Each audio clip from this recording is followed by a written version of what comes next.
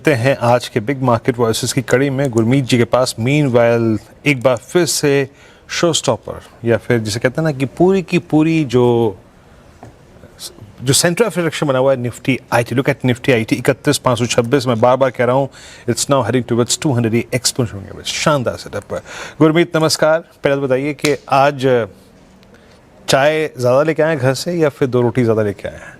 तैयारी कैसे है 3:40 की आज? पराठा लाया हूँ गुरु।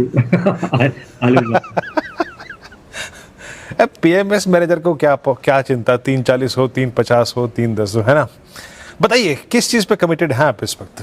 मतलब एक अर्निंग सीजन आपने देख लिया, आपके कन्विक्शन को और कन्विक्शन देने के लिए अब आपके पास सर्कमस्टेंसेज हैं, स्टैट्स हैं। सबसे स्ट्रॉन्ग कन्विक्शन कहाँ पर है गुरमीत आपका इस अर्निंग सीजन को देखने के बाद? आई थिंक ऑटो और ऑटो इंश्योरेंस पे आ रहा है वीरू। आई थिंक मैं बहुत सरप्राइज हूँ क्योंकि Q1 थोड़ा स्लगिश होता है। जुलाई भी थोड़ा सा ऑफ सीजन होता है, ऑफ सीजन ही बोलूंगा, फ्लैटिश सीजन होता है ऑटो के लिए। नंबर बहुत ही अच्छे हैं और सबके Hyundai मारुति के भी अच्छे हैं, M&M और बाकी सबके तो नतीजे अच्छे आ ही रहे थे क्वार्टर ऑन क्वार्टर। और मुझे ऐसा लगता है उतना भाव में शायद पॉजिटिविटी नहीं दिखी है जिस हिसाब से नंबर है।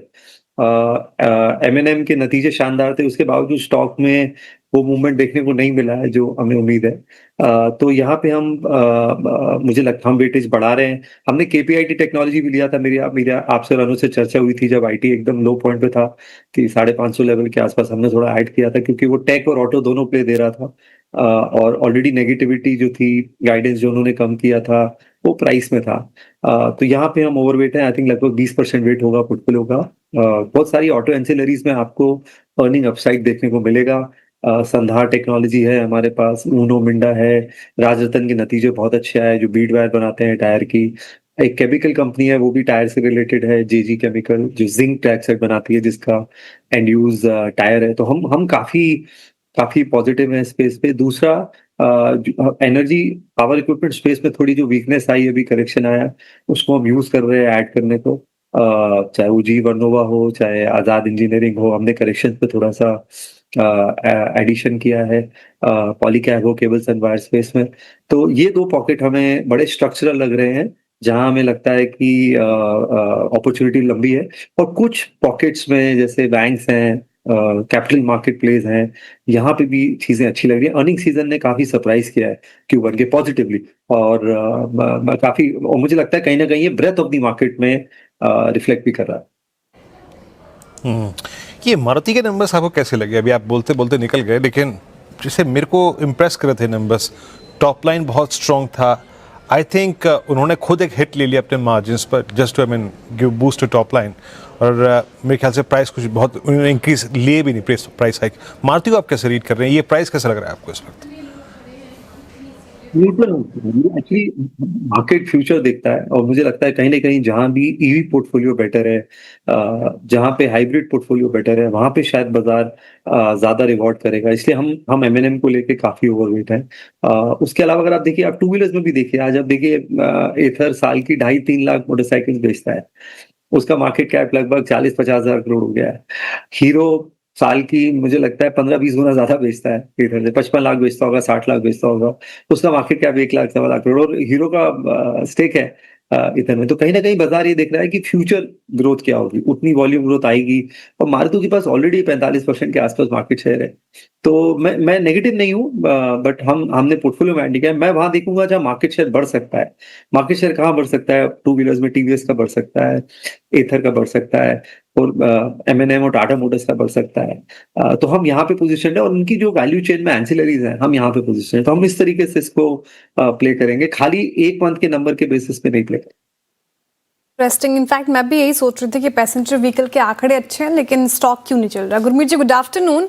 अच्छा, जुलाई का महीना काफ़ी अच्छा रहा है FPIs की बाइंग के लिहाज से अगर आप देखें तो, और जिस तरीके से ये इमर्जिंग मार्केट थोड़ी कोलैप्स हुई है, कॉस्ट भी जिस तरीके से टूटा, साउथ कोरियन मार्केट जिस तरीके से टूटा, तो क्या लग रहा है सर अगस्त में अब FIs की बाइंग और अच्छी होगी?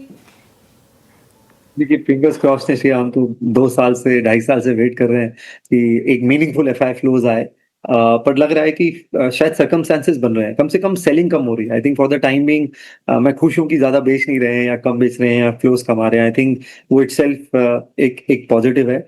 दूसरा आप देखिए जो पूरे हाई फ्रीक्वेंसी इंडिकेटर्स हैं, आप जीएसटी नंबर देखिए 2,15,000 करोड़ है, आप बैंक क्रेडिट ग्रोथ देखिए 17-18% है, ऑटो नंबर्स देखिए, डायरेक्ट टैक्स कलेक्शन बहुत अच्छा था, Q1 के नतीजे अच्छे आ रहे हैं और भारत बहुत बड़े बड़े स्टेप्स ले रहा है, स्पेशली प्रिसीजन इंजीनियरिंग में।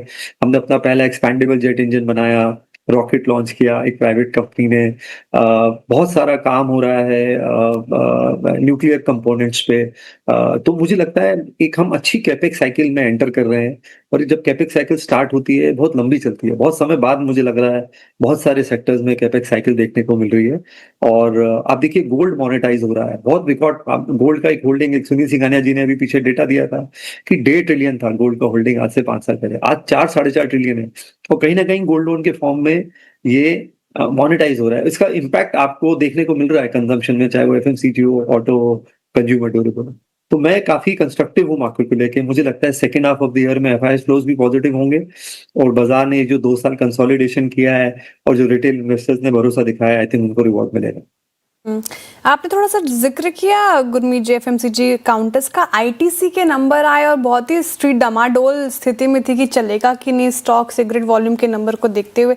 कैसा लगा आपको सर आईटीसी का नंबर और जिस तरह से स्ट्रीट ने रिवॉर्ड किया, और ओवरऑल एफएमसीजी पैक के नंबर्स ठीक ठाक ही रहे हैं, क्या व्यू बन रहा है? क्या अब ये जिस स्पेस ने काफी पेशेंस टेस्ट किया है यहाँ पर भी एक पॉजिटिविटी की उम्मीद रखें?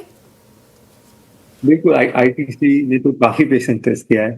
तो कई बार सारे नेगेटिव प्राइस में होते हैं, ड्यूटी स्ट्रक्चर बड़ा फरवरी में वॉल्यूम इम्पैक्ट हुआ और एक्साइज को रिलेटेड चेंजेस हुए, तो वो प्राइस में था, इस करके आपको शायद थोड़ा सा रिबाउंड दिख रहा है। हमें food business with in FMCG बहुत अच्छा लग रहा है।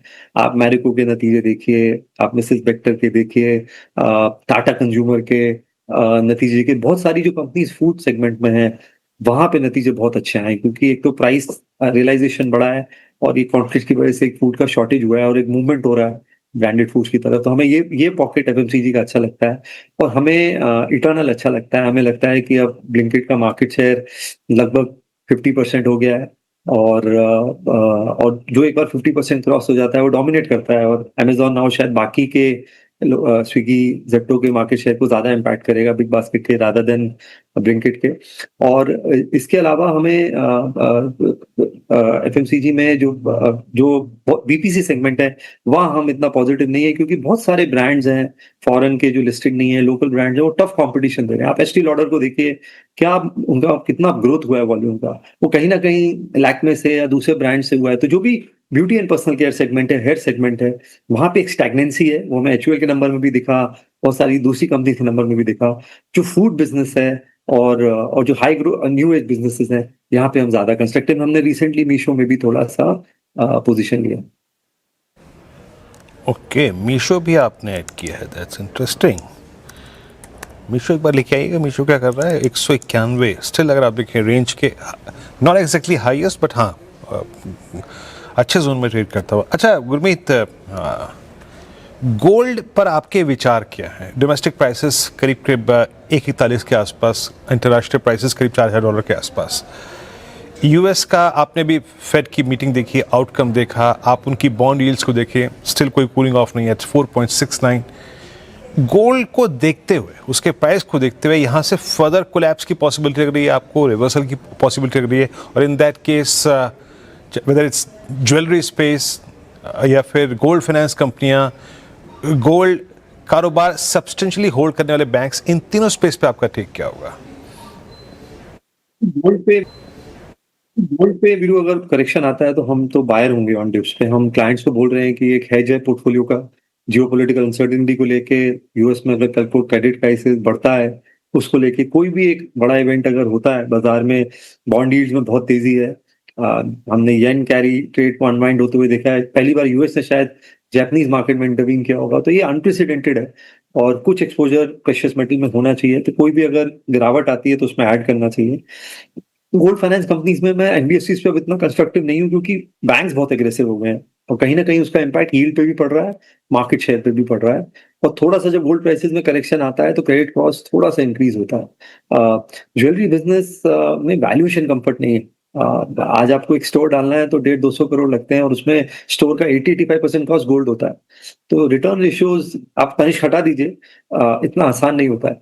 तो मैं अपर एंड कंजम्पशन में प्लेटफॉर्म प्लेस में ज्यादा बुलिश हूँ। प्रीमियम कंजम्पशन है, जैसे हाई एंड वॉचेज हैं, यहाँ पे ज्यादा बुलिश हूँ वर्सेस ज्वेलरी या एनबीएफसी में, क्योंकि जैसे मैंने बोला बैंक्स, मुझे लगता है आज 12-13 अर्निंग मल्टीपल पे बैंक्स मिल रहे हैं। मुझे नहीं लगता इस वैल्यूएशन पे बैंक्स आपको मिलेंगे 1.5 साल के अंदर। तो रिस्क रिवॉर्ड बहुत अच्छा है, और लीडिंग बैंक्स मिल जाएंगे आपको, बहुत ज्यादा नीचे जाने की भी जरूरत नहीं है। पिच याद रखिएगा, इट्स ऑलमोस्ट 3:15 नाउ। 3:15 से हमारा जो कैश सेशन है वो लागू हो जाएगा। याद रखिएगा, जितने भी कैश के स्टॉक्स हैं सबकी ट्रेडिंग सुचारू रूप से जारी रहेगी, but now all the stocks जहां पे डेरिवेटिव्स की ट्रेडिंग होती है वो फ्रीज हो जाएंगे for their cash price discovery. बाकी अगर आप देखें जो ट्रेडिंग है, याद रखिएगा 3:40 तक रिज्यूम करेगी। और एक बात याद रखिएगा, कैश के स्टॉक्स सुचारू रूप से ट्रेड करते रहेंगे। तो अब 3:15 पे हम कैश सेशन में एंटर कर चुके हैं, तो भारतीय बाजारों का एक नया अध्याय शुरू हो रहा है। याद रखिएगा, it's just for a better price discovery, है ना। बहुत सारे अगर आप देखिए कुछ इश्यूज थे, बट गुरमीत जी, जिस दिन ये इंडेक्स का अलाइनमेंट होगा, एमएससीआई रिबैलेंसिंग होगी, उस दिन कैसे करेंगे फिर?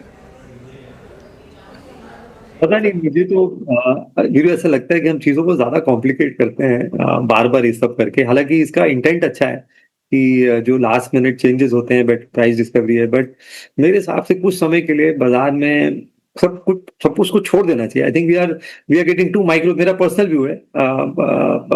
और वो फ्लोज से एक दिन का इम्पैक्ट पड़ता है, ट्रेडर को इम्पैक्ट पड़ता है फ्लोज का। हमें हमारे जैसे लॉन्ग ओनली फंडामेंटल साइड पे कोई बहुत ज्यादा इम्पैक्ट नहीं पड़ता है। हमें तो अच्छा लगता है अगर कोई अच्छा स्टॉक खाली फ्लोज की वजह से उसमें कुछ प्राइस फ्लक्चुएशन आता है। इंटरेस्टिंग। 3:40 तक स्क्रीन के दीदार करेंगे सब लोग का। वैसे गुरमीत जी, आपने मीशो का जिक्र किया और ये पूरी इंटरनेट कंपनीज ये कैसी लग रही है? इनफैक्ट अर्बन कंपनी का नंबर देखा आपने, जिस तरीके से इंस्टेंट हेल्प, साथ ही स्नैपडील तो अभी लिस्टेड है भी नहीं, लेकिन वहाँ पर भी आंकड़े काफ़ी इंटरेस्टिंग आए थे जो मैं डेटा देख रही थी। ये स्पेस क्या एक बड़ी थीम हो सकती है आगे चलकर? क्या हमें लगता है कि कुछ एक यूनिट कंपनीज बहुत बड़ा हो जाएंगी और इसलिए बास्केट बनाने की जरूरत है, क्योंकि ये बाइनरी गेम है, 0-1 का गेम है। आप गलत होंगे तो बहुत गलत साबित होंगे। तो इसमें कंसंट्रेशन रिस्क अवॉइड करने के लिए आप एक बास्केट बनाइए। हमने न्यू एज बिजनेसेस का बास्केट अभी 7-8% रखा है पोर्टफोलियो में। हमारे पास इटर्नल है, पेटीएम है, ग्रो है, और अभी हमने मीशो ऐड किया है। हम लेंसकार्ट को भी वैल्यूएट कर रहे हैं, अर्बन कंपनी को भी वैल्यूएट कर रहे हैं। और यहाँ पे यूनिट इकोनॉमिक्स जहां भी अच्छी है और पिवट करने की एबिलिटी है। आज आप देखिए, फूड डिलीवरी बिजनेस खड़ा करने के लिए 4 साल उन्होंने कैश बर्न किया। ब्लिंकिट उन्होंने 1-1.5 साल में खड़ा कर दिया। तो इतना मीशो में 25-26 करोड़ कस्टमर है और उसमें भी ग्रो कर रहे हैं 30-40%। तो ये बहुत बड़े नंबर्स हैं, और जब भी इसमें थोड़ा भी चेंज आएगा यूनिट इकोनॉमिक्स में, तो बहुत बड़ा डेल्टा आएगा अर्निंग्स में। तो आप बास्केट बना के चलिए, और ग्रेजुअली मुझे लगता है ये बास्केट बड़ा होता जाएगा। अभी इटर्नल इंडेक्स में आया है, मुझे लगता है 1-2 और अच्छे नाम प्लेटफॉर्म पे इंडेक्स में आएंगे। हम फाइनेंशियल सर्विसेज में ग्रो को लेकर बहुत कंस्ट्रक्टिव हैं। चलिए गुरमीत, बहुत बहुत शुक्रिया, आप इस कार्यक्रम में शामिल हुए और सभी सेक्टर्स पे, इंडस्ट्रीज पे। और जब मीशो का और जब स्टॉक्स का नाम का आता है ना, तो शेयर एक्स्ट्रा एक्टिव हो जाती है, पता है आपको गुरमीत जी? नहीं, इंस्टेंट हेल्प में तो मेरा बड़ा योगदान होगा। है, हाँ, ये बात है, ये बात तो है। चलिए अब एक